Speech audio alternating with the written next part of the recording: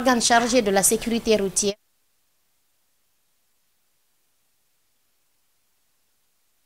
Et qu'un mouvement involontaire qui est provoqué par une force extérieure et agissant très rapidement et pouvant se manifester par des dommages soit corporels, soit mentaux et voire même matériels.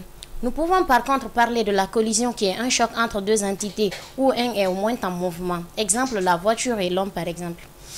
Les accidents de circulation entraînent 1,19 million de décès par an. Ce chiffre est énorme mais aussi catastrophique.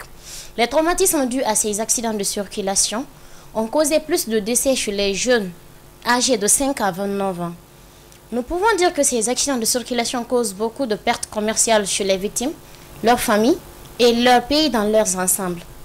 Ces pertes proviennent au coût de leur traitement et les pertes de productivité pour ceux qui en meurent ou en sortent handicapés de leur traumatisme.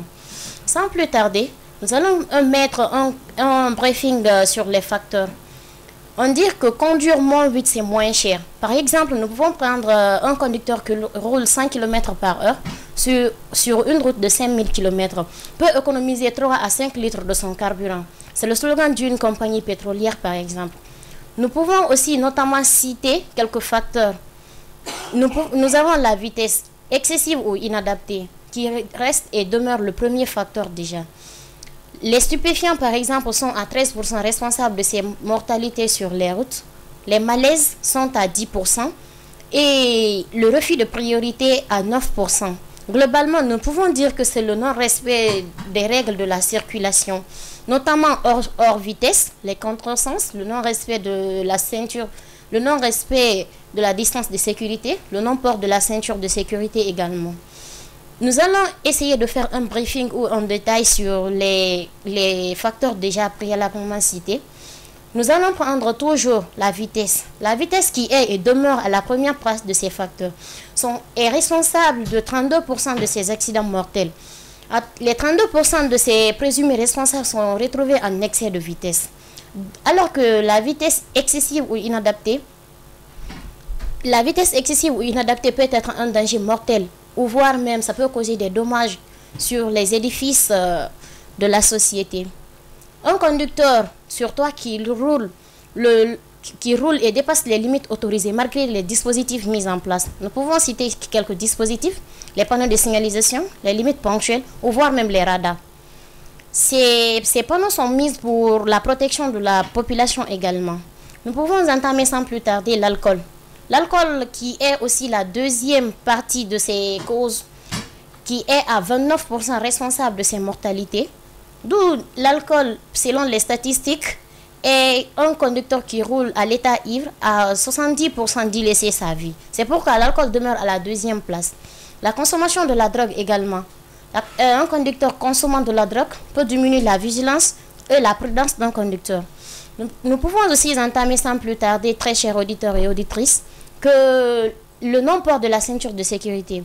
Pour certaines, le non-port de la ceinture de sécurité peut les permettre de faciliter la conduite par exemple, ou d'évacuer la voiture en cas d'accident grave ou danger.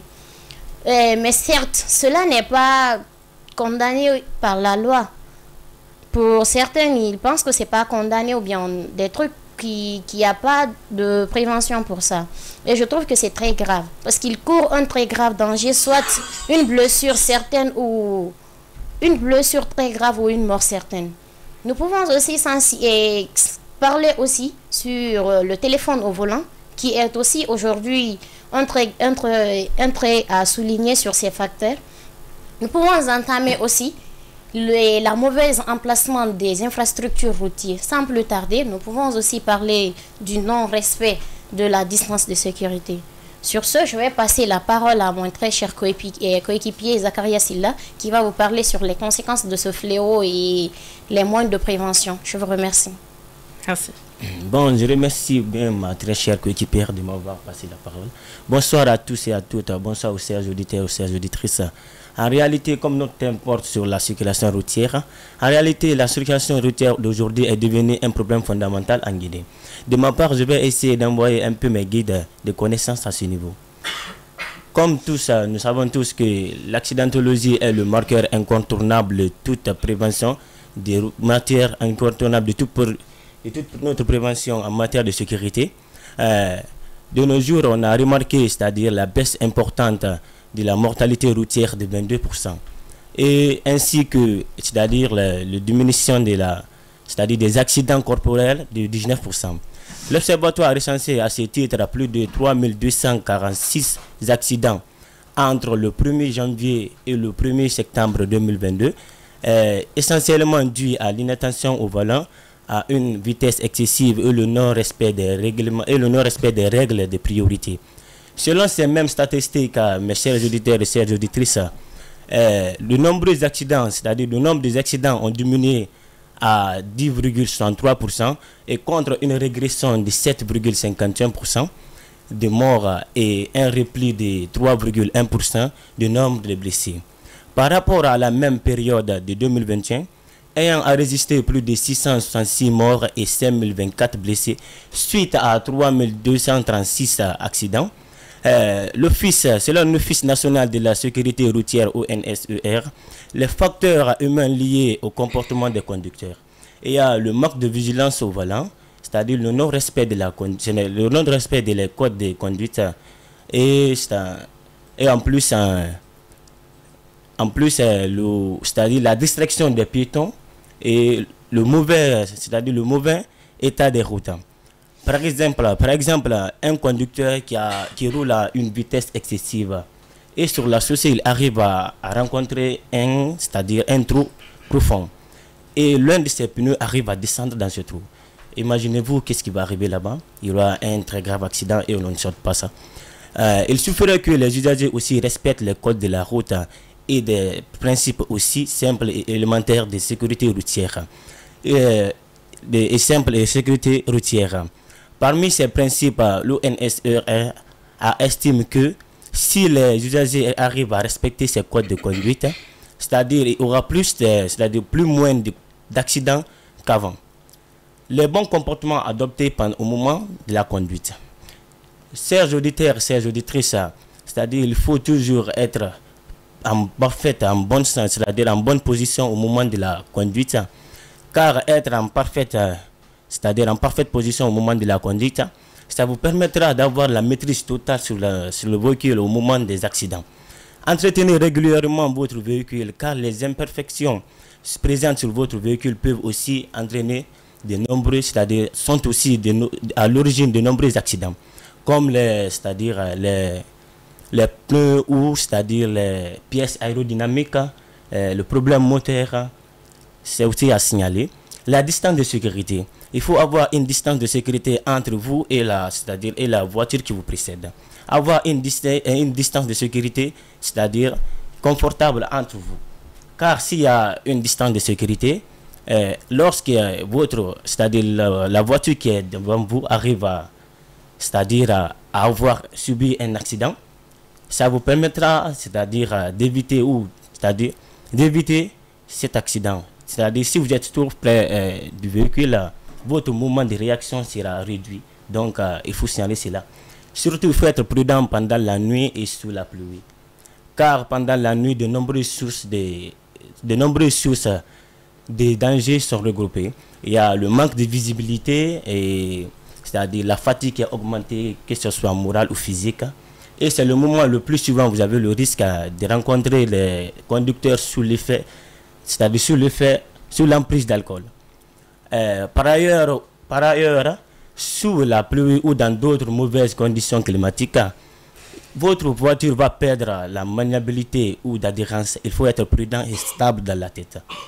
C'est-à-dire le port des ceintures.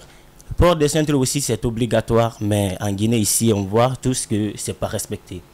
Les ports de conduite, les ports de ceinture aussi sont obligatoires. Car au moment d'un accident, ça vous permet aussi d'éviter certaines blessures graves. Donc, c'est vraiment important. Pour finir, en toute sincérité, j'aimerais céder la place à ma très chère coéquipière qui va essayer de conclure tout ce que nous venons de dire. Ma très chère coéquipière. Merci vraiment, Zakaria Soriba Silla. Très chers auditeurs et auditrices, distingués animateurs et animatrices, en s'immisçant au cœur de la vie de chacun, nous pouvons retenir que la sécurité routière reste et demeure une préoccupation majeure pour l'homme et la société. Mais très chers animateurs et animatrices, vous n'êtes pas sans savoir que la principale cause de toute cette mauvaise circulation n'est rien d'autre que le non-respect du code de la route, car tout est inclus dedans. Donc sur ce, nous allons proposer des conseils ainsi que des solutions pour l'éradiquer. Prenons exemple sur la consommation des stupéfiants, comme ma très chère amie vient à peine de le dire, Fadima Diarra. Prenons exemple sur l'alcool, que ce soit l'alcool ou la drogue. Une personne qui consomme de l'alcool, déjà, la personne est dans un état d'ivresse. Et une personne qui est dans un état d'ivresse, on peut considérer la personne à moitié anormale. Donc, il n'est pas lui-même, il peut conduire, il peut faire des dégâts sans s'en rendre compte. Donc, sur ce, nous pouvons aussi éviter d'être ivres en conduisant. Nous allons aussi prendre un exemple sur la ceinture de sécurité. Normalement, la ceinture de sécurité doit être notre meilleur ami dans la voiture pour éviter certains accidents graves et mortels. Nous allons aussi vous parler des accidents de circulation qui sont devenus de nos jours très très graves. Prenons exemple, je vais vous raconter une petite histoire ici qui parle de cet même accident de circulation dont j'ai été témoin. Il était une fois, je faisais la 10e, je partais avec mon professeur de DCM. Dans la voiture, on partait à la DCE pour prendre la photo. Et soudain, on était dans la voiture. La voiture qui était devant nous, c'était une dame qui était dedans.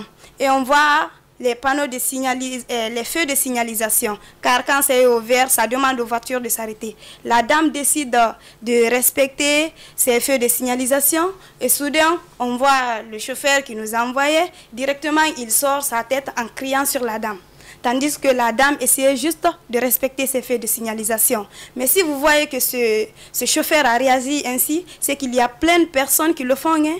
Il n'est pas le seul. Et si ça continue ainsi, pourquoi le code de conduite, le code de la route est élaboré alors? Si ces feux de signalisation ne sont pas respectés parce qu'ils sont mis, ils les ont élaborés. C'est comme si on élabore une loi. Si on élabore une loi, si ce n'est pas respecté, c'est que ça n'a pas de sens alors. Donc, il y a plein de personnes qui font les mêmes attitudes que ce monsieur-là. Il crie sur la dame inutilement, tandis que la dame faisait ce qui était juste. Donc, sur ce, on aimerait juste vous parler aussi des citoyens. Parce qu'on ne va pas uniquement se baser sur les conducteurs. Nous allons aussi vous parler des citoyens.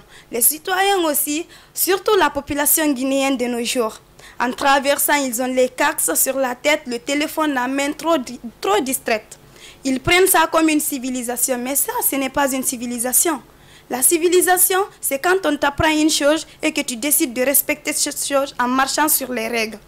Toi, tu passes sur la route, on vous demande en traversant, il faut regarder de gauche à droite et être attentif. Et si toi, tu ne fais pas cela, est-ce que tu es en train de respecter le code de la route? Tandis que tout est basé sur le code de la route.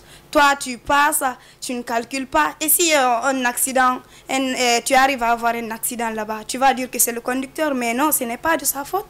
Parce qu'il y a des moments où traverser, les pôles là ne sont pas mis au hasard. C'est pour les piétons. Donc, sur ce, on doit regarder attentivement avant de traverser. Il n'y a pas plus importante que la vie.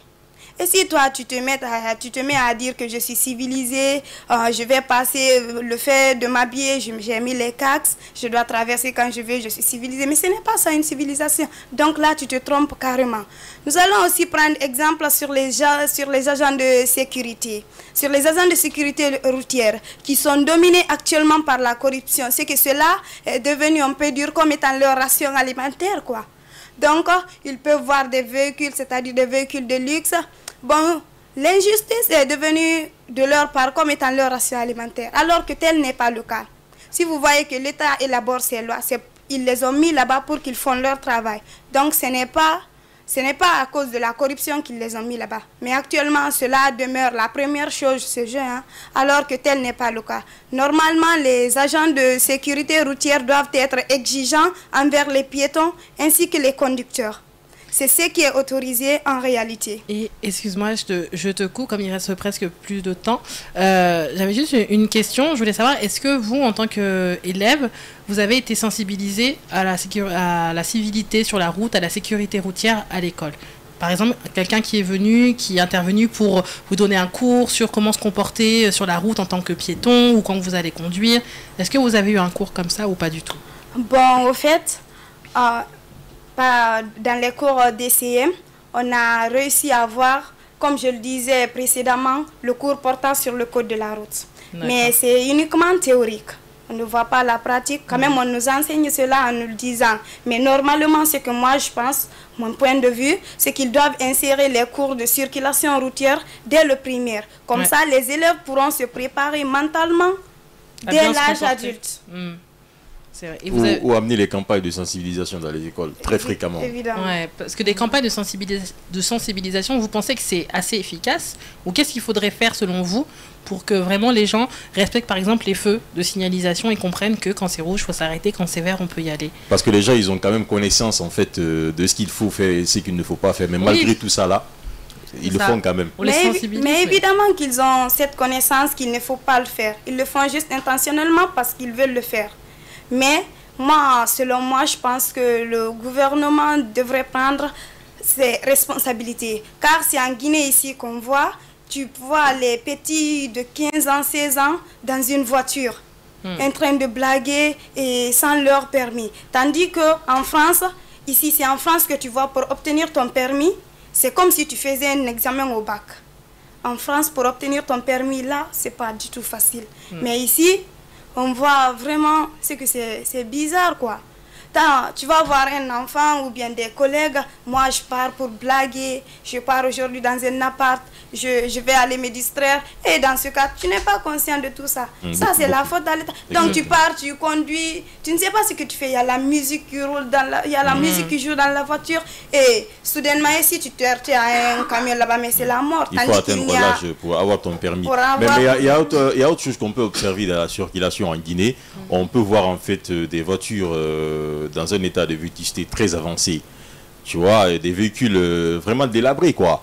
Des Magbana, par exemple, comme on les appelle chez nous, ou des transporteurs de briques, par exemple, on voit des véhicules comme ça dans la circulation. Pour beaucoup de personnes, on ne doit plus en fait laisser des voitures comme ça circuler. Mais pour ces propriétaires de véhicules, on doit les laisser travailler parce que c'est à travers ces véhicules-là qu'ils parviennent à nourrir leur famille.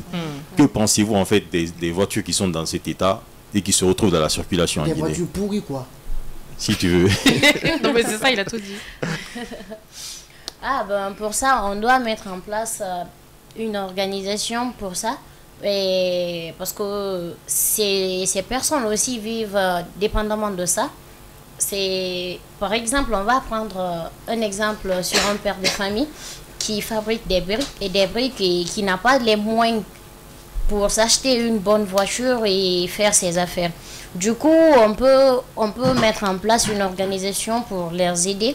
Et l'État aussi doit leur faciliter la tâche, voire la sensibilisation aussi doit être l'objet de leur campagne. Et on remarque beaucoup... Mais on voit quand même, excuse-moi de t'interrompre, que par exemple les Magbana par exemple, mettent la vie des gens en danger. Tu peux voir un Magbana, un minibus si vous voulez, dans un état en fait très délabré. Toi-même tu sais que ça peut faire un accident tout le temps, alors qu'il y a plein de personnes là-dedans. On met la vie des gens en danger quand même. Ça, on peut dire que c'est dû au manque. On peut dire que c'est dû peut-être au manque que la voiture n'est pas bien entretenue et l'État aussi doit voir tout cela et on va prendre exemple sur les vidanges. Chaque voiture a besoin de vidange normalement après chaque 3 mois, voire ou plus ou moins. Ça dépend des moyens. Nous pouvons voir des voitures aujourd'hui, par exemple les taxis. Les taxis roulent aujourd'hui dans nos différents locaux. Il y a certains conducteurs qui sont ignorants, ils n'ont pas maîtrisé, ils n'ont même pas fait d'auto-école. Ils ne font pas de contrôle technique. Voilà, ils ne font pas de contrôle technique et ils ne font même pas d'auto-école. Ils ont peut-être simplement eu l'envie de conduire et puis sont lancés dedans. Et le gouvernement doit mettre un frein sur tout ça. D'accord, très bien. Je suis désolée de vous couper parce que c'est vrai qu'il y a tellement de choses à dire sur ce sujet que j'aurais voulu qu'on continue. Malheureusement, le temps est arrivé à son terme. Donc, bravo à tous les trois. Déjà, c'était très intéressant et très bien développé ce que vous avez fait. Donc, félicitations. Et j'espère que vous, à la maison, vous avez bien voté pour le groupe scolaire Bafana. On verra les résultats un petit peu plus tard. En tout cas, ne bougez pas. On se lâche dans les écoles. Ça continue. On va continuer de parler sécurité routière et avec un autre aussi sous-thème. Je vous en dis plus tout à l'heure. Ne bougez pas. Tous les soirs, on se lâche. scolaire Bafana, qui a parlé de l'éducation dans la circulation routière. Donc on a reçu ces 3 élèves qui ont eu beaucoup de choses à dire et j'ai beaucoup aimé ce qu'ils ont fait. Franchement, ils étaient bien préparés et tout, c'était clair, voilà, bien construit, les chiffres, les exemples personnels, puis comment elle a démarré, tu vois, avec direct le choc, quoi. L'histoire qu'elle a racontée, l'accident qu'elle a vécu, tout ça, elle a perdu son ami. C'est direct, ils nous mettent en condition. Franchement, c'était bien travaillé, je trouvais. Et puis, elle a même failli pleurer, je pense, hein, ou peut-être que... Elle était émue. Elle était émue, c'est ça. Ouais. Et ce que j'ai aimé chez eux, elles ont travaillé, elles n'avaient pas de papier. Si t'as remarqué, oui, ils avaient pas de papier tout préparé. Ça peut être dangereux hein, d'apprendre par cœur. Hein. Non, c'est vrai, ça peut être dangereux parce qu'après tu peux te perdre, il faut savoir avoir un papier, quoi. Ouais. Mais eux, ça a été, hein, franchement. Ouais, mais ça a été. Moi, en fait, j'avais beaucoup de questions en tête, mais j'ai tout de suite mis mes questions à la poubelle parce qu'ils ont tout dit. Quoi. Ouais, c'est ça. Moi, c'est pareil. À un moment, j'avais noté des trucs et puis finalement, puis il parlait, puis je me rendais compte qu'il répondait à mes questions. À chaque fois que je pensais à quelque chose, les enfants venaient sur ça et puis ça donnait tous les détails là-dessus. Et finalement, je me suis dit, écoutez, finissez et puis on le voit, quoi. Mais c'est ça, finalement, on les a écoutés pendant hyper longtemps, tu vois, avant d'intervenir. Et j'ai hâte de voir ce que ça va donner en termes de vote et est-ce que les gens ont voté à la maison. En tout cas, si vous aussi voulez réagir, on vous propose ce soir, alors 2 thèmes. On va rester quand même dans le thème de l'école Bafana et en parlant sécurité routière. Alors on vous propose, j'ai bien envie d'avoir un peu vos anecdotes. Dites-nous, pour vous, quelle a été la plus grosse frayeur que vous ayez eue sur la route, voilà, la plus grande anecdote que vous ayez racontée sur quelque chose qui vous arrivait sur la route, vous en tant que conducteur ou en tant que piéton, peu importe. Voilà, la chose la plus incroyable qui vous est arrivée sur les routes de Conakry. Dites-nous ça au 620 28 65 65, 620 28 69 69. Et en sous-thème, on vous propose, comme c'est la période de parler foot, puisque ce soir il y a 2 gros matchs qui sont en cours actuellement, Manchester City, Real Madrid, et il y a 1-1 pour l'instant, donc voilà, égalité partout. Bayern, Arsenal, 1-0 pour le Bayern et les matchs sont presque terminés, donc dites-nous ce que vous en pensez, qui est-ce que vous supportez, et vous les gars, vous êtes pour qui? Manchester, Real? Écoute, moi comme je t'ai dit, moi je suis pas trop foot, mais je pense que je prendrai le Real parce que voilà, le Real c'est quand même le meilleur club, quoi. Ancien club de Ronaldo, c'est pour ça peut-être? Non, pas forcément. J'ai toujours supporté Messi face à Ronaldo, mais j'ai quand même un respect fou pour le Real, quoi. Ouais. Ah oui. Et toi, top modèle? Et moi, c'est le Barça. Oui, mais il joue pas ce soir, le Barça. Oui, mais tu as dit je supporte le Barça. Oui, et entre Manchester City et Real Madrid. Je prends tout comme d'habitude, hein, c'est le Real. Le Real? Moi, j'aime bien aussi Real Madrid. Et Bayern, Arsenal, non? T'intéresse moins? Je préfère Arsenal parce que j'ai aimé Arsenal quand Thierry Henry jouait là-bas. Titi. Ah, oui. Et toi aussi, Bayern? Arsenal? Oui, je suis plutôt Arsenal. Ouais, je suis plutôt Arsenal également aussi à cause des joueurs qui sont passés là, et puis, qui ont marqué le club et puis les coachs aussi qui sont passés là, Arsène Wenger entre autres. Donc, ok. Voilà. Et j'ai pas grand chose à dire quand même.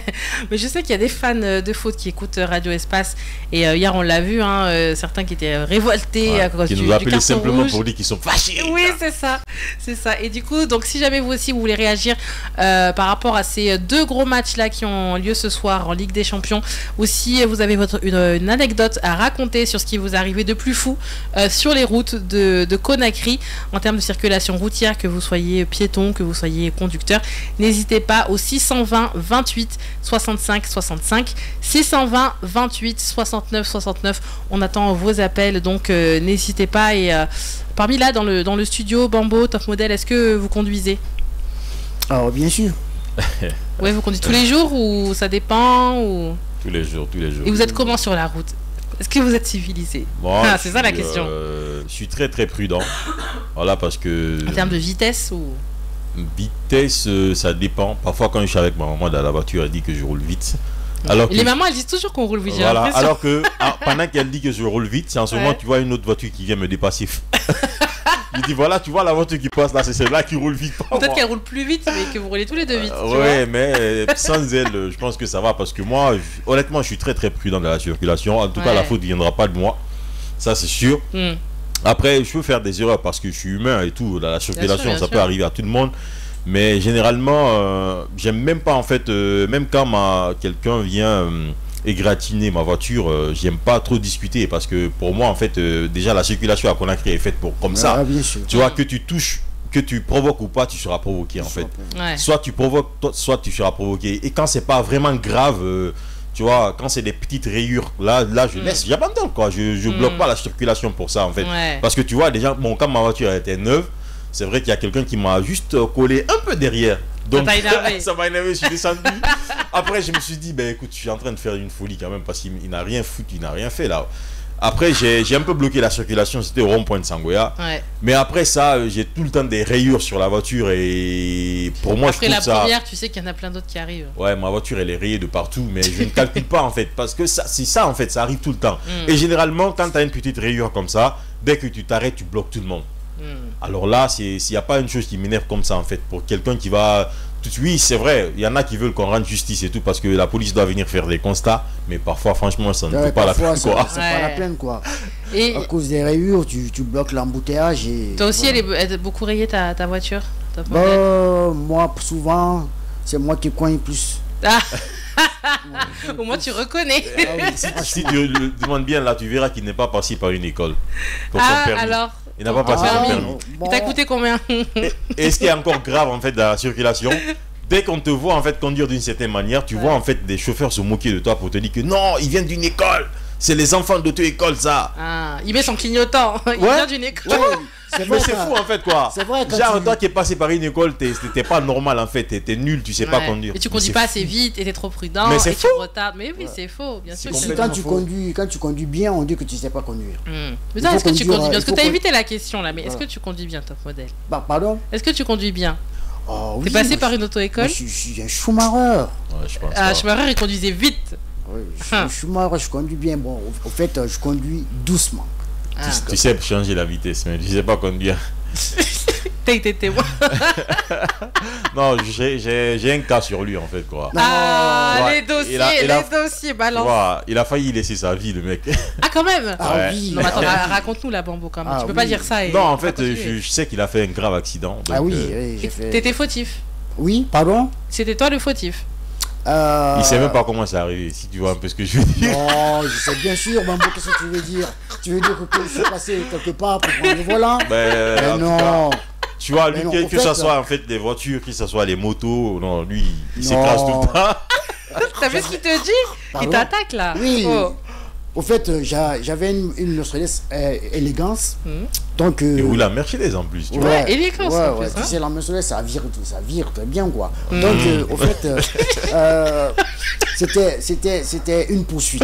On m'avait poursuivi. Une course poursuite. Comment ça on t'a poursuivi? Ben oui, tu sais, bon, au fait. Attends, c'est Fast and Furious Conakry? En tout cas, course poursuite à Conakry, je sais que c'est impossible déjà.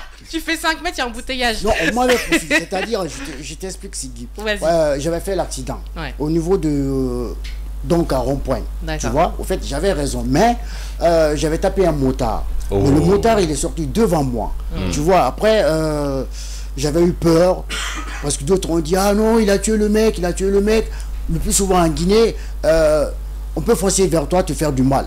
Donc j'ai eu peur, j'ai pris la voiture, je suis monté dans la voiture, j'ai engagé la première, j'ai l'intention de partir au commissariat, tu vois, les motards ils ont allumé leur moto, ils m'ont suivi. Ah non, même si tu gares, on va te tuer. Le gars, il est mort. C'était pas vrai du tout. Donc j'avais la trouille. Vraiment. Ah, j'ai tué quelqu'un. Et puis les gars là aussi sont en train de me dire que même si je gare, ils vont me tuer. Tu as vu? Donc par peur, j'ai voulu prendre un carrefour. Alors j'ai paniqué. Bang! Dans le mur. Après, heureusement que, comme les petites l'ont dit, j'avais ma ceinture de sécurité. Et puis il y avait l'airbag qui m'a sauvé. Donc j'avais coiné ma tête légèrement. Mais ce qui fait rire, on m'a fait sortir de la voiture. Après j'étais là comme ça. L'autre dit en sous-sous, on me fait rouler, c'est mon aïma. On fait ça, c'est bon, oui, gang. Tu as vu? Ça veut dire c'est fou, il n'est pas m'a ramené de l'essence, on va le brûler. Voilà. Oui, j'étais là comme ça. Après, il y a des gars qui viennent, ils disent j'ai refusé de me lever. On me pinçait tout, j'ai refusé de me lever. Après, maintenant, il y a les policiers qui sont venus, ils ont dit qu'est-ce qu'il y a? Ah non, il a coiné quelqu'un, il a refusé de s'arrêter, lui aussi, il est rentré dedans. Après, l'autre dit grand, c'est Moudjima. Tu as vu, non? Mais pourquoi tu n'as pas essayé de prendre le motard pour l'amener à l'hôpital? Mais si! c'est-à-dire, j'ai retrouvé le motard là-bas. Parce que non, pourquoi tu n'as pas essayé déjà, dès que tu l'as cogné, essayer de l'amener à l'hôpital directement? Non, c'est ce que je te raconte, Bambou. Quand j'ai cogné, j'ai eu peur. Après, je suis descendu. Tu as vu? Maintenant, il y a des motards qui étaient aux alentours. Tu sais, les motards ils sont tellement unis que tu vois, quand tu connais le prochain, ils viennent vers toi et disent ah non, c'est mon pote, il a fait ça. Donc, on m'a attaqué. Tu vois? Donc, par peur, je ne peux pas dire je vais prendre le motard, l'envoyer à l'hôpital. Il t'aurait pas laissé de toute façon. J'ai plutôt voulu sauver ma peau. Tu as vu? Et par peur aussi, moi, je suis rentré dedans. Tu vois? Ah ouais, mais ça a été l'enchaînement, quoi. Après, les policiers sont venus. Ah ouais. Les policiers sont venus. Ils ont dit, bon, lui, il est dans un cas critique, il est dans le coma parce qu'il parle pas, il ne veut même pas ses jeux. J'entendais tout, je refusais. Après, le policier a dit, mon frère, j'ai dit, nègre, là-bas, envoie-moi à l'hôpital. Oh, punaise. Et après, tu as revu le motard. Mais apparemment, le motard, il n'était pas mort. C'était son pied seulement qui était cassé. Tu vois? D'accord. Voilà, après, mieux ça que pire. Ma mère est venue, on a fait les premiers soins et autres, c'est tout quoi. D'accord. Heureusement, on n'a pas eu perte de vie quoi. Ouais, heureusement. Après, moi, de mon côté, ils ont mis RIP sur moi. Ouais, ceux qui m'ont filmé, quand on m'a fait sortir la voiture, ils ont mis RIP, Bob est décédé. Waouh, sur Internet. Sur Internet, sur les réseaux et tout. Oui. Donc il y a des gens qui t'ont reconnu là-bas en fait. Mais bien sûr, il y avait même un collègue d'espace cadreur là, je sais pas comment je l'appelle. Aboulé, ils ont dit ah, il dit mais c'est pas Bob ça. Il dit ah tu le connais? Non, moi je le connais pas. Ah mais c'est fou. C'est vrai, tu sais en fait les gens ils annoncent vite le décès des gens comme ça. Moi j'ai fait un accident une fois, c'était en 2008, je sais plus, 2008 je pense. C'était en fait le brevet venait de finir quoi. On venait de finir, tu sais, à la nuit les brevets et tout ça là. Ouais. Donc on a des amis qui voulaient sortir et tout. Donc mais c'était des gros alcoolos en fait quoi. Moi je savais pas. D'accord. Tu vois, donc quand ils sont arrivés. Bon, à chaque fois que tu racontes une histoire, tu savais pas. Non, je franchement. Jure, à chaque fois, en fait. Moi j'étais là, je savais pas. Ouais. Non mais je me retrouve dans des situations merdiques, je sais pas quoi. Je sais pas, après je me demande mais comment j'ai fait pour me retrouver là quoi. Sigi, je te jure, les mecs, mais c'est-à-dire ils boivent pas de l'alcool quoi, ils plongent là-dedans quoi. Ah, je te jure. Ouais. Ben écoute, ils sont arrivés, j'ai pas pu faire la distinction quoi. Pour moi ils étaient tout à fait normal. Ouais. Tu vois, mais je sentais en fait quelques odeurs et je savais qu'il y avait de l'alcool, mais pour moi c'était pas. Jusque-là, c'était pas grave parce qu'on allait à une fête. Pour moi, l'alcool, c'était là-bas, quoi. Ouais. Et du coup, le gars, il a commencé à rouler comme si il était dans un film, quoi. Rouler, mais d'une manière excessive. Et j'étais le seul à dire dans la voiture, doucement, mec, doucement. Ils étaient là, non, mec, t'as trop peur.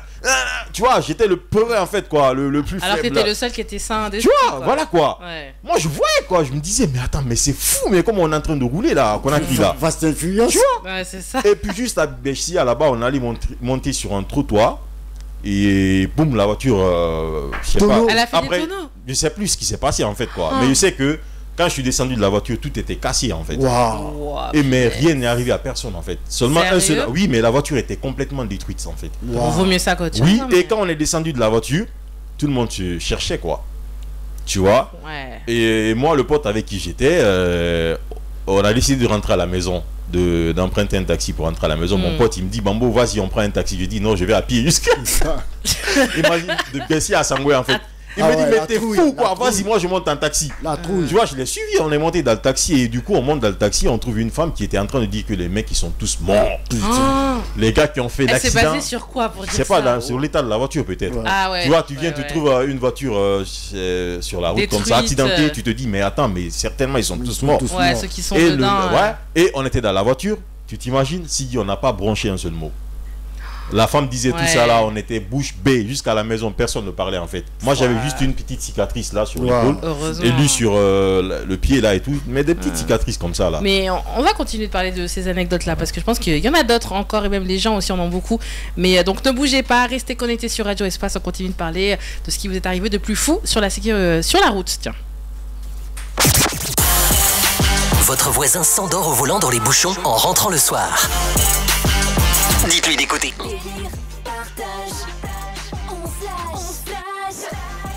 personnes, des nouveaux auditeurs. Donc n'hésitez pas à nous appeler si jamais vous voulez réagir au thème qu'on vous propose ce soir.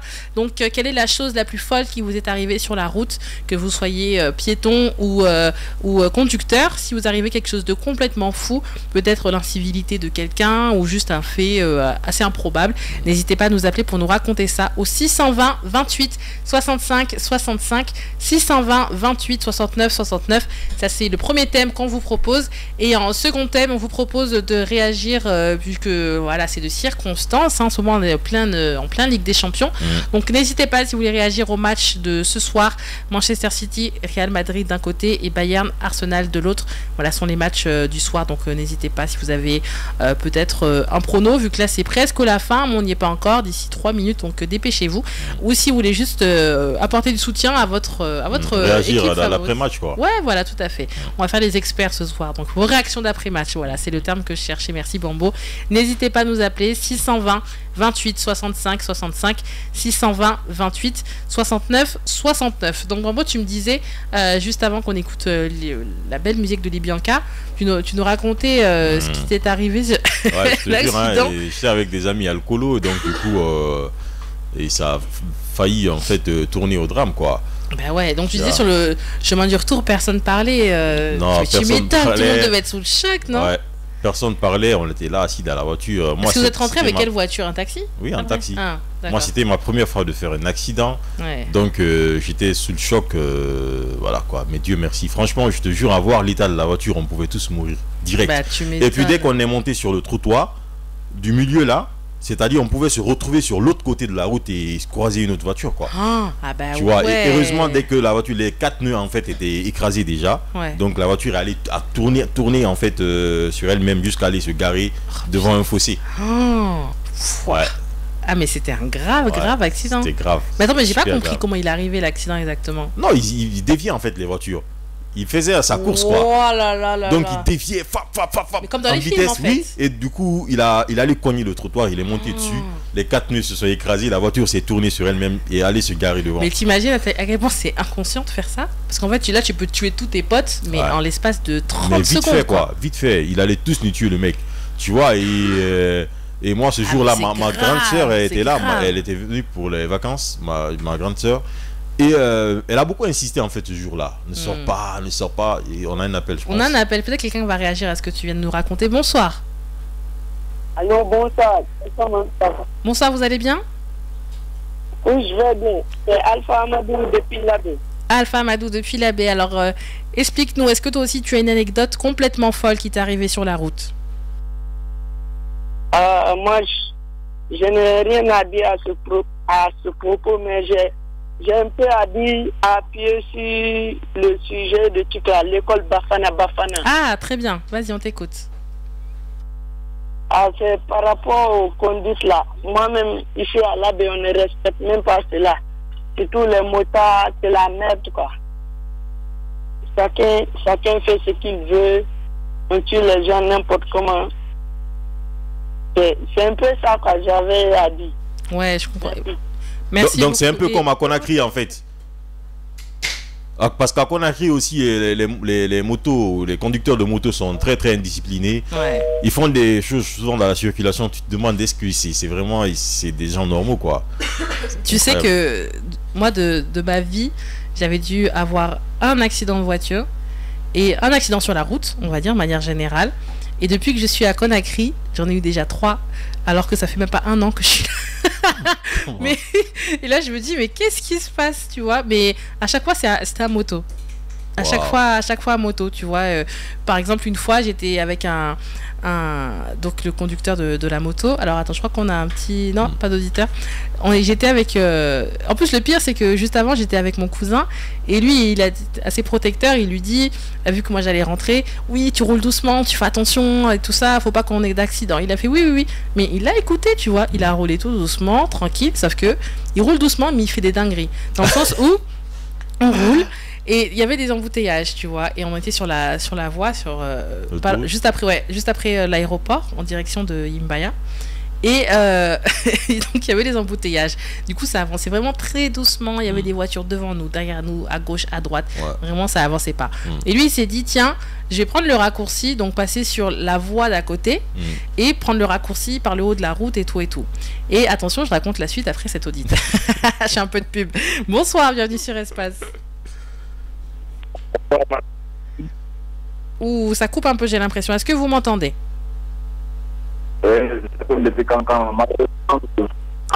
Depuis quand c'est dommage, ça coupe un peu. Alors essayez peut-être de vous déplacer et de nous rappeler à ce moment-là, parce que là je crois que le réseau n'est pas notre ami ce soir.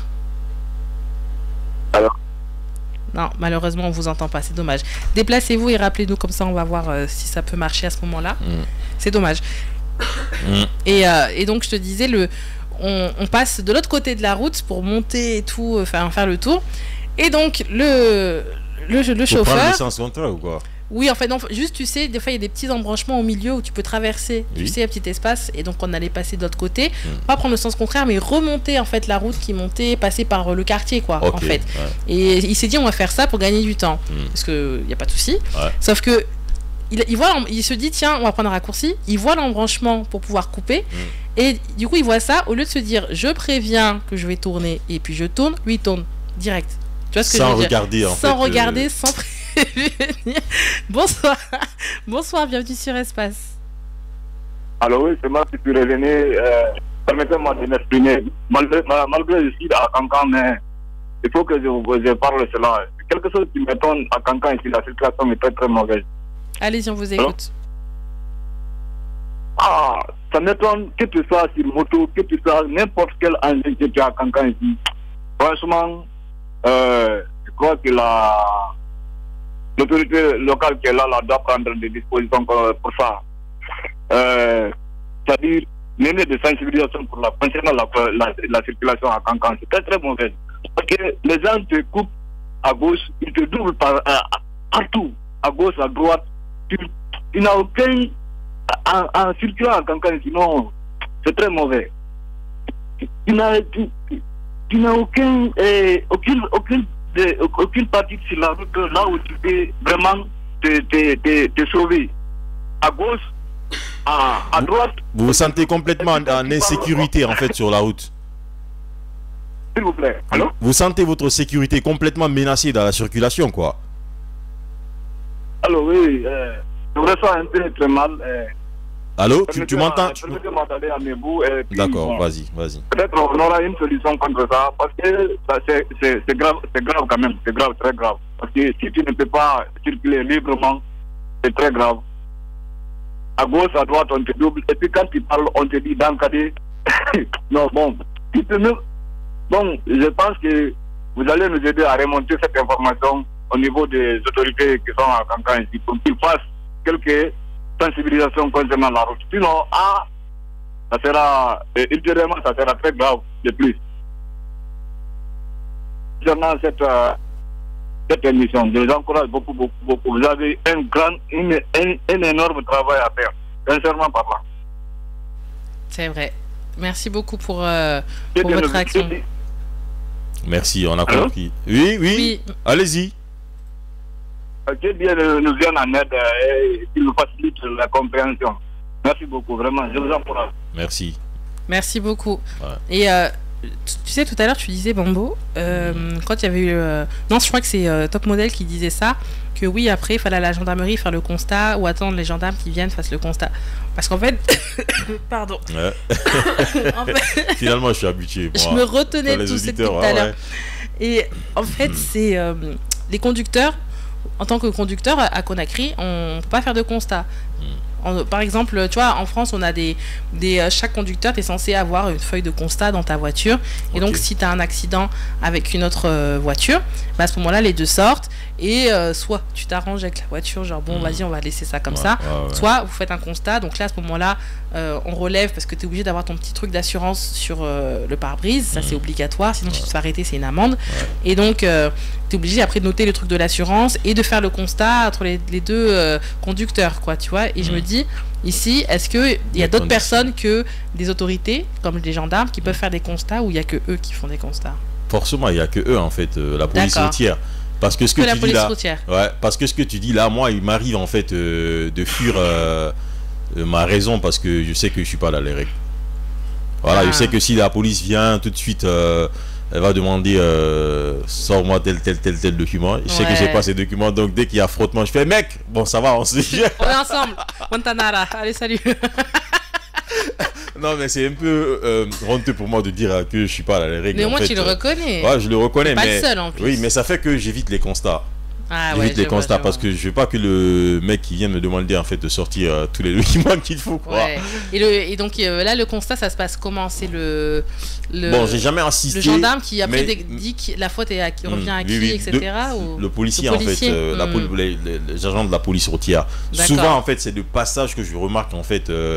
Ils viennent avec la craie quoi, tu vois, ils commencent à dessiner les limites et tout. Après je ne sais pas comment ça se passe, mais je sais que bon. Et chacun raconte sa version de voilà, ce qui mais passé. On voit aussi la position des voitures et à travers ça le policier peut faire le constat. D'accord, ok, je vois. Parce que les personnes par exemple qui conduisent ici sans avoir été à l'auto-école ou quoi que ce soit, c'est quoi?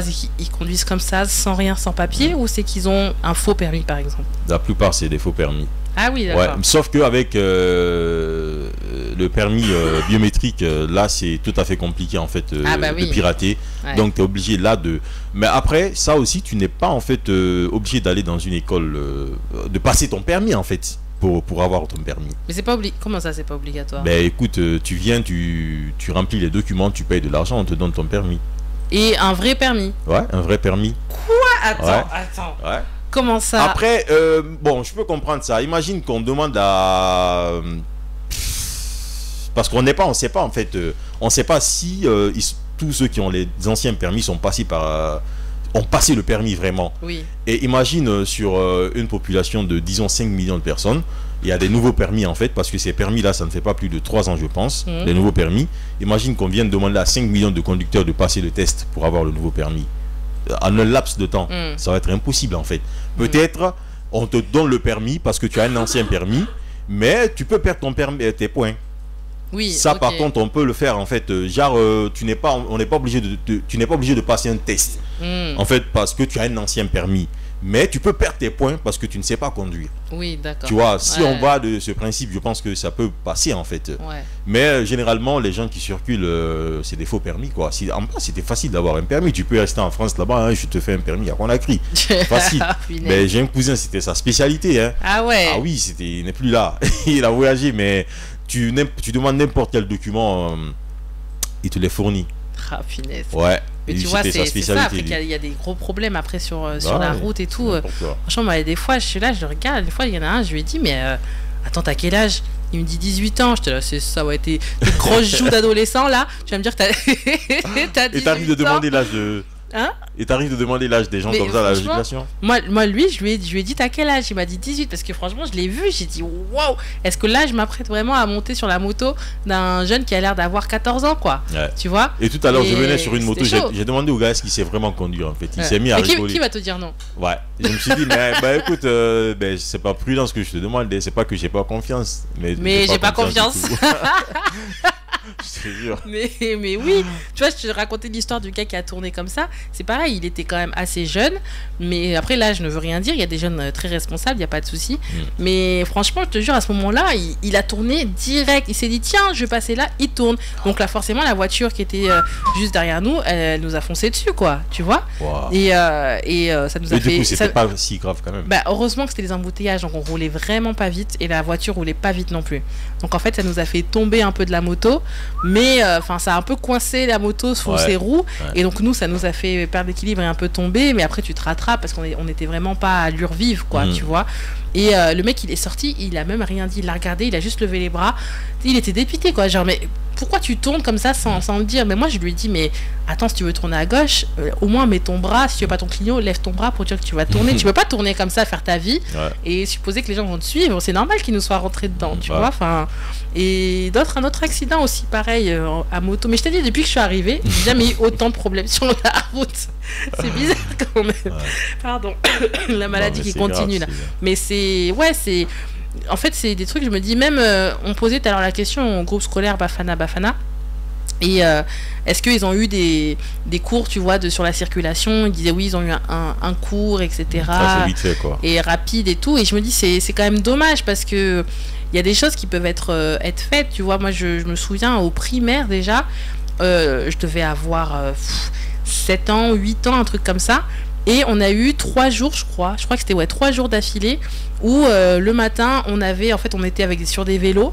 Et il y avait un espèce de parcours comme sur la route en fait. Et c'était déjà pour nous sensibiliser à respecter, à bien s'arrêter quand un piéton veut passer, etc. Et c'était ça s'appelait je crois BSR ou je sais plus comment ça s'appelait.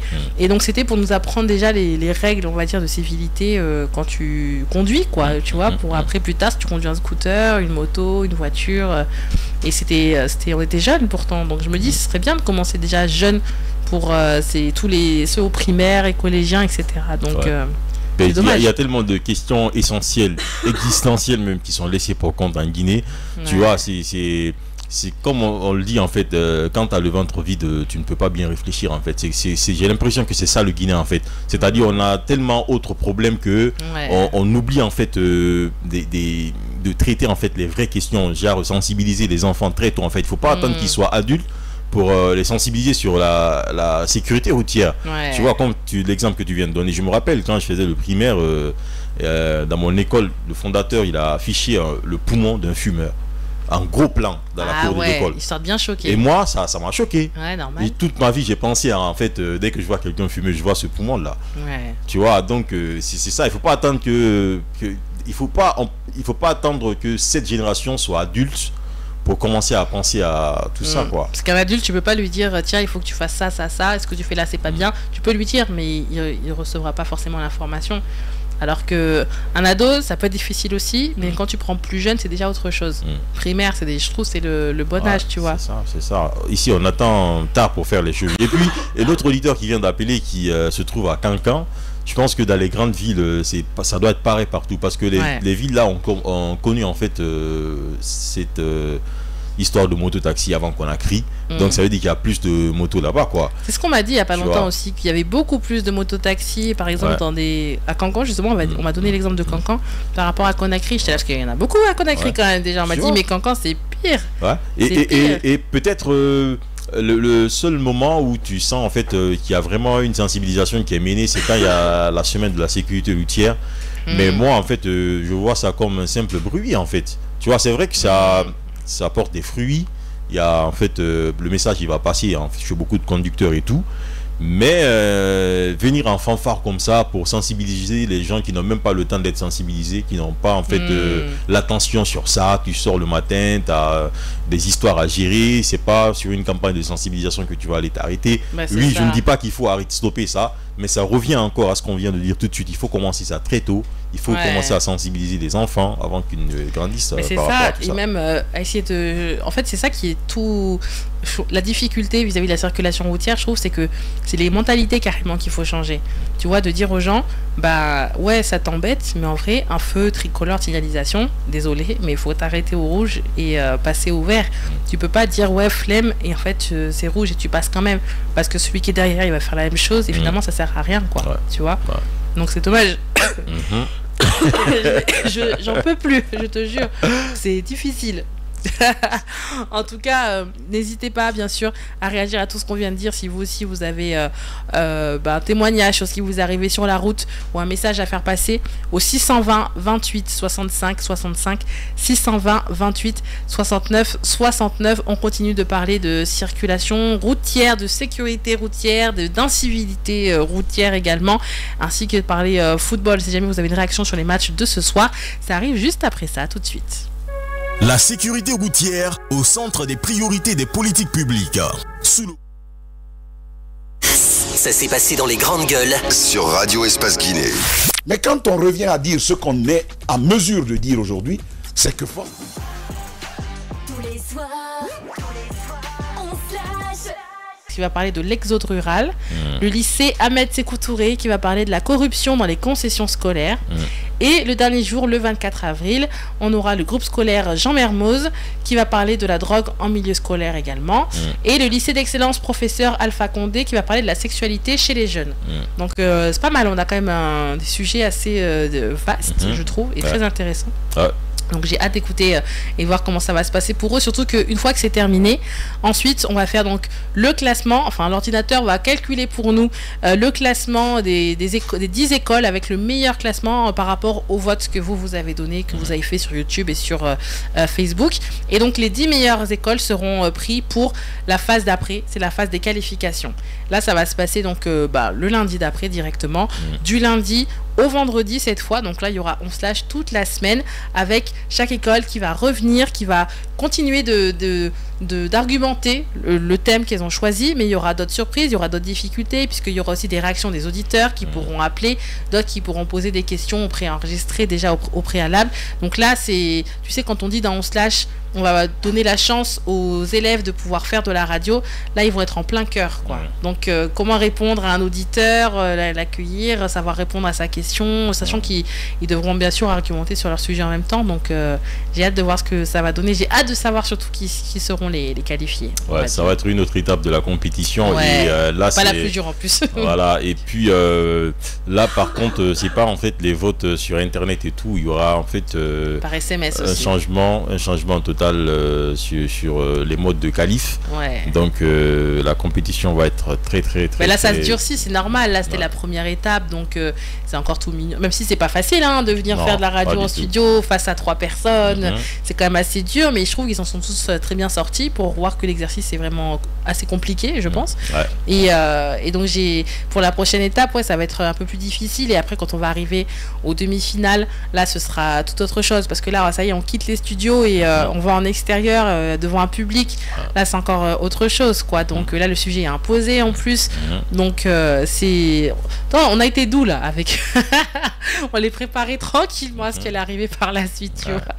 En tout cas j'ai après comme tu le dis, on vient quand même bien préparé, on rentre dans le studio, mais comme tu le disais tout de suite, c'est un peu dangereux de bicher. Ça me rappelle quand t'apprends par cœur. Une histoire en fait qu'un professeur nous a expliqué en fait une fois en classe. Il dit que tu sais il y a un poème là sur l'Afrique, ça commence par Afrique mon Afrique.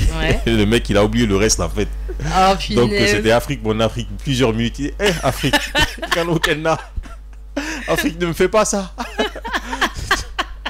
Donc ça c'est dangereux parce que suffit que quelqu'un te déstabilise par exemple et te coupe en plein milieu.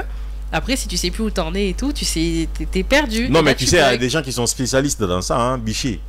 Tu vois, il y a des gens, je connais un petit frère, il va te bicher en fait toutes ses leçons quoi. Toute l'année il ne fait que bicher. J'ai trop pitié de lui. Non, jusqu'à l'université, à la fac il bichait. En plus il fait quoi? En plus il a fait quoi à la fac? Il a fait philo. Waouh. Donc le mec il ne faisait que avaler. Mais il comprenait au moins ce qu'il apprenait. En tout cas il a son diplôme. ça me garantit pas qu'il a compris. Non en fait c'est comme le permis Le petit je le sais très intelligent quand même. Donc du coup je pense non c'est bien quand même. Après c'est quand même c'est dur aussi d'apprendre par cœur. Les gens ils peuvent pas. Tout ce qui se dit bien, tout ce qui se conçoit bien se dit bien, et les mots pour le dire viennent aisément. Je sais pas si c'est bien dit, mais c'est un peu ça quoi. Ouais non mais carrément. Et je vous rappelle, j'en profite pour vous rappeler du thème de ce soir. Donc on parlait d'éducation dans la circulation routière, enfin le groupe scolaire Bafana a parlé d'éducation dans la circulation routière, et nous on vous propose ce soir donc comme principal thème de nous dire quelle est la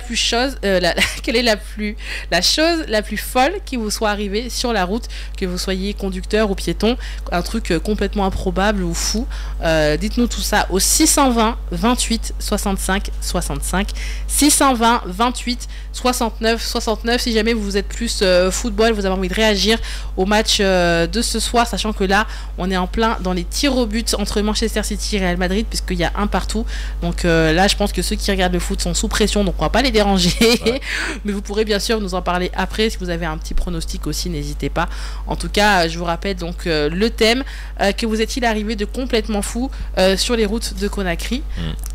Oui, en fait, il faut lever le doigt pour ne pas... Comme si on était 5 dans le studio, quoi. Tu vois, en fait, il y a un autre truc fou, en fait, qui se passe dans la circulation à Conakry. C'est quoi? C'est, en fait... c'est cette relation entre les conducteurs et les policiers. Ouais.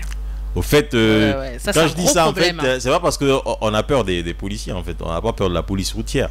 On les respecte pas. On les respecte pas. Et puis, on sait, en fait, il y a une fois, j'étais avec un cousin qui était là pour les vacances, qui venait de la France. Ouais. Et c'est moi qui conduisais, en fait. Donc, il y a un policier qui nous a arrêtés à Kaloum.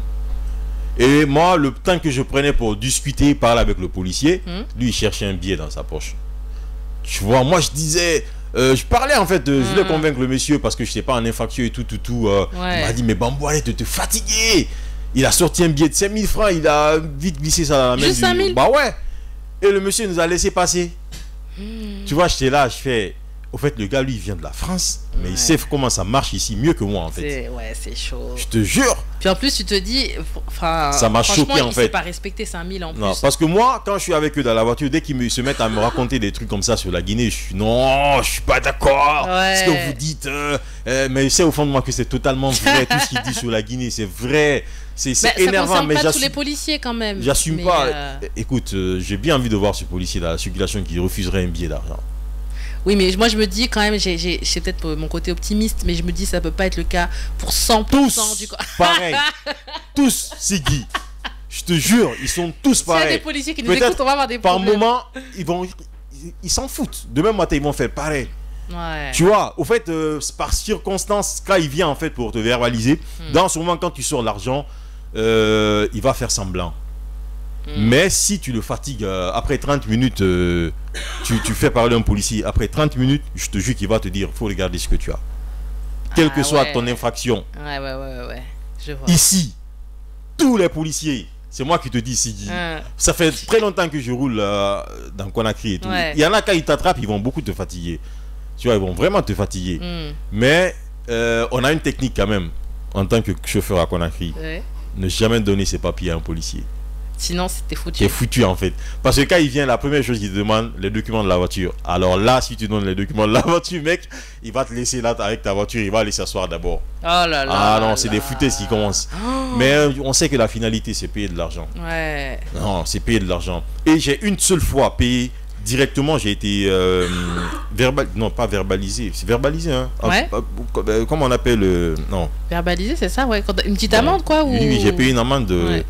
Et du coup là j'étais à moto au moment où ils ont interdit les motos dans Kaloum. Ouais. Et moi je suis venu avec un motard tu vois, et on a foncé dans la gueule du loup comme ça. Et le monsieur en fait dès qu'il au fait j'étais avec un motard un peu con, quoi.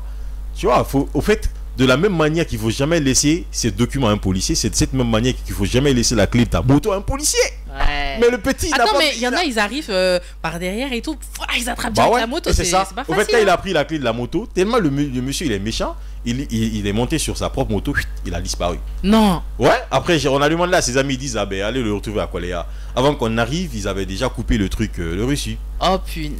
Donc 300 000 francs. La première fois que je paye en fait directement une amende. Oh là là. Ouais. Ah mais c'est grave ça. Bah ouais. Mais c'est quoi ça? Mais c'est quoi ce truc avec les policiers là? Je comprends pas. Non mais c'est fou. Mais ce jour-là, j'étais en infraction et j'ai payé cash, quoi. Ouais. Après là, t'étais en infraction et tout, mais le nombre de personnes qui sont pas en infraction, et ils viennent, ils font ça. Bien sûr. Une fois, moi ça m'avait aussi surprise. C'est le motard qui devait payer, mais imagine, j'ai payé à sa place. Bah est-ce qu'il avait déjà pour payer? Ça aussi. Il n'avait rien. En plus, je l'ai forcé en fait. Finalement. Je l'ai forcé. C'est un petit que je connais dans le quartier. J'avais un programme urgent en ville. Ah ouais. Et du coup, il fallait qu'il m'accompagne très très vite. Il a pris des risques pour toi finalement. Voilà, c'est pour ça que. Mais tu sais, une fois, c'est pareil. Moi, c'était en 2016, la fois dernière que j'étais en Guinée en fait. Et on était donc, j'étais en voiture et tout avec des amis. Et le conducteur, il avait une cigarette à la main en plus, tu vois. Et un policier, pareil, qui nous arrête et tout, soi-disant barrage, contrôle, etc. Et il a dit direct, en gros, donnez-moi de l'argent, quoi, tu vois. Et donc, le conducteur devant, il sort, je crois, il a sorti un petit billet ou quoi. Non, je crois, il a dit non, mais là on n'a rien, on va juste ici, machin. Il a essayé de négocier tout ça. Le gars, il l'a laissé passer. Surprenant, c'est surprenant, mais le policier l'a laissé passer. Par contre, il lui a pris sa cigarette. Tu vois, donc j'étais là, mais attends, le gars il est tellement en dèche que même la clope, il peut pas lui laisser, quoi. Tu vois, même ça, faut qu'il prenne.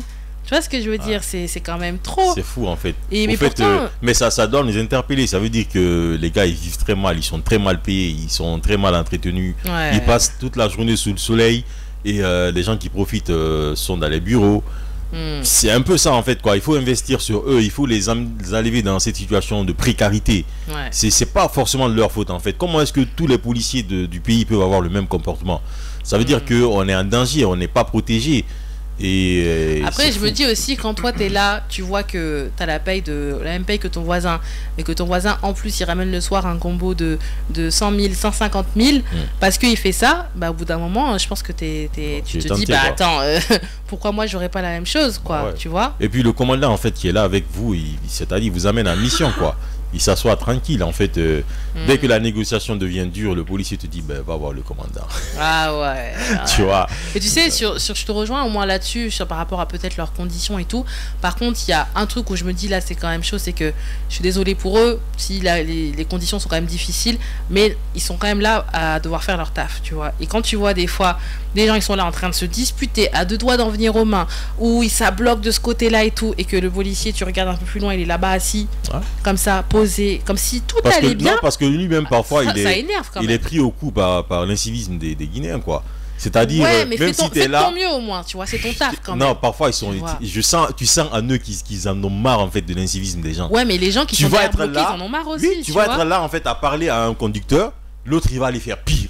Tu vas le voir pour lui parler, quelqu'un d'autre vient de la faire pire en fait. Donc finalement il faut toute une équipe en fait de policiers pour réguler la circulation. Sinon si ça reste à 2 ou 3 policiers, franchement le Guinéen que je connais là va te pourrir la vie dans la circulation. Ouais, mais quand même, je me dis, c'est le policier qui va aller peut-être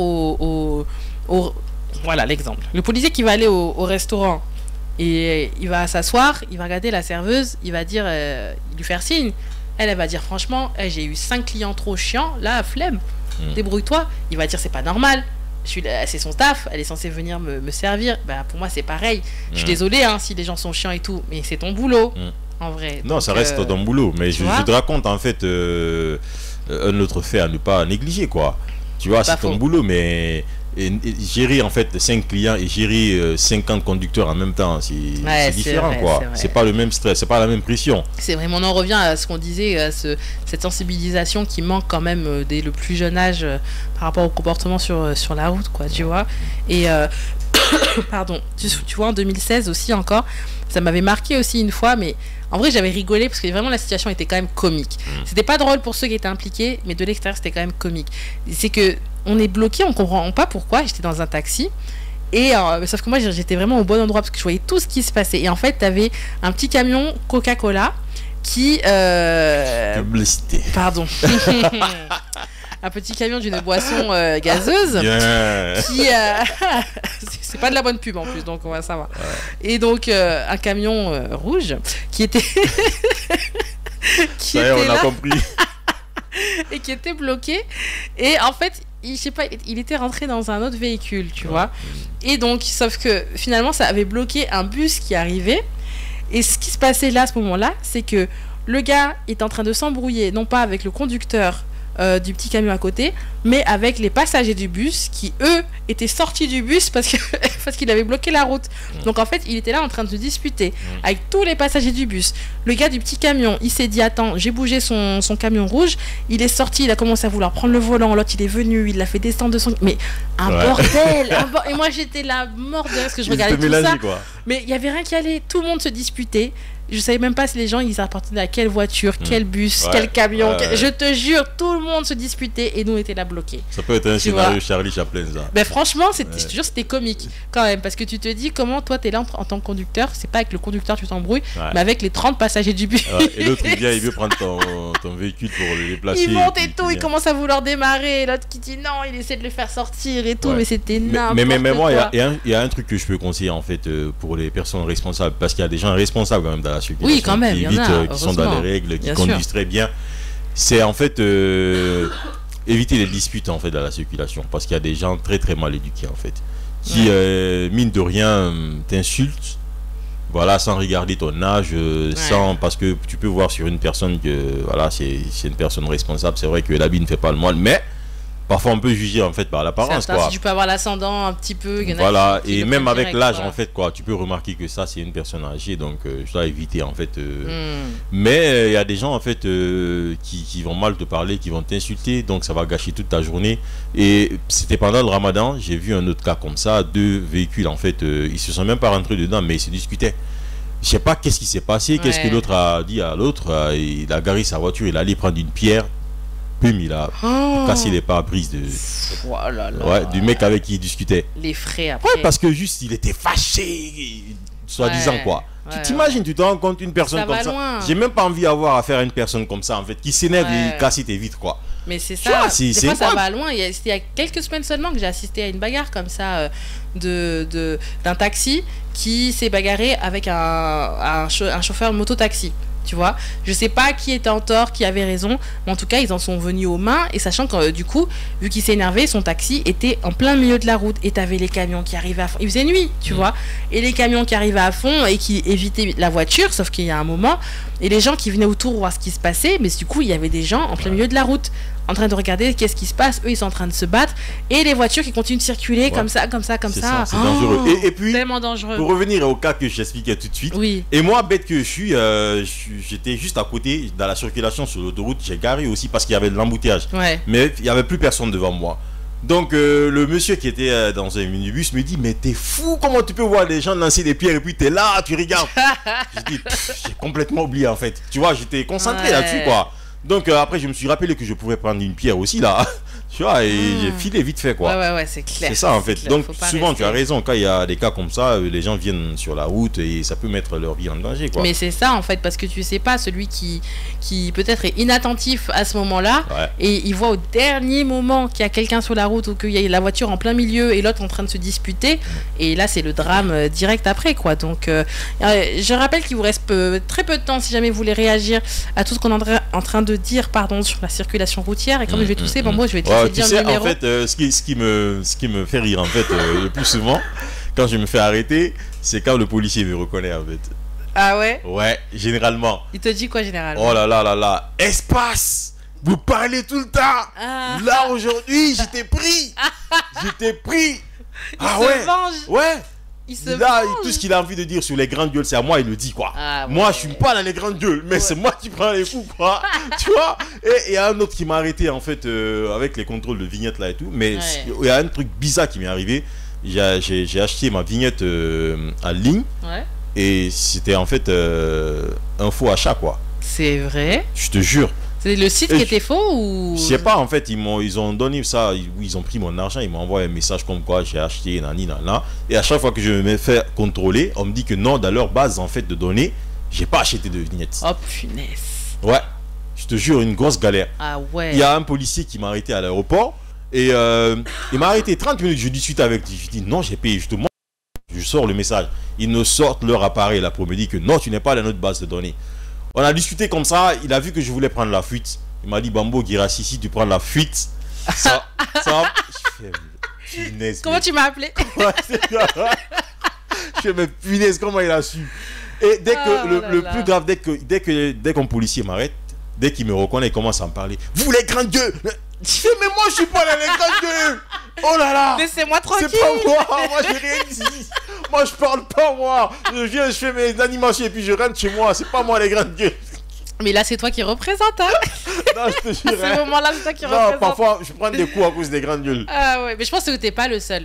Ouais là on m'a déjà fait une réflexion aussi en disant ah journaliste et tout. Espace. Ah vous parlez hein, et tout ça. Non t'as pas droit à l'erreur. Ah ouais. Non t'as pas droit, sinon ah vous aimez trop parler, puis on me lance sur des débats quoi. Ouais. Tu vois, en se disant attends parce que j'ai peut-être l'occasion là de dire ce que j'ai à dire et on me lance sur des débats. Alors que moi je suis là, je vais juste faire ma vie. Ouais.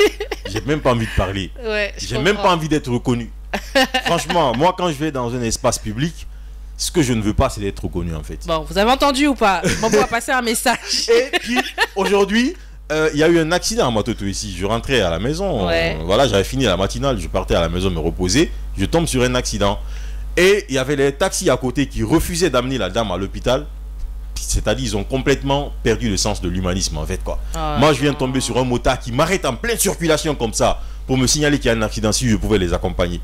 Et j'avais pas assez de carburant, honnêtement. Non, c'est vrai. Je te jure, je voulais pas le dire comme ça parce que j'avais un peu honte de dire quand même là, j'ai pas de carburant quoi. Et bon, je pouvais aller faire un retrait et mettre le carburant, mais j'étais sur une route, Mato Tosangwa, c'est pas loin. Je pense que c'était urgent. Pour moi, en fait, je peux rentrer le soir en revenant, je mets le carburant et tout. Et voilà quoi, le mec il m'a dit non, t'inquiète, je mets le carburant, on y va.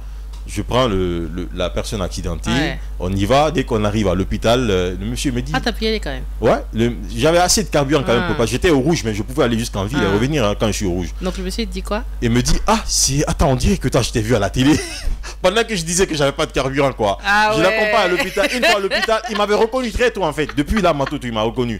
Mais quand on est arrivé à l'hôpital, il me dit... Mais tu ressembles à un gars qui passe à la télé, là, face cachée. Parce que j'avais une rubrique qui passait à la télé qui s'appelle face cachée. Les gens qui ne se rappellent pas de mon nom, ils m'appellent dans la circulation face cachée. Il me dit, toi, on dirait que je t'ai vu à la télé face cachée. Je dis, non, c'est pas lui. Comme d'habitude quoi. Il va raconter à tout le monde qui va dire si c'était lui, il n'avait pas de carburant. En plus, il n'avait pas de carburant.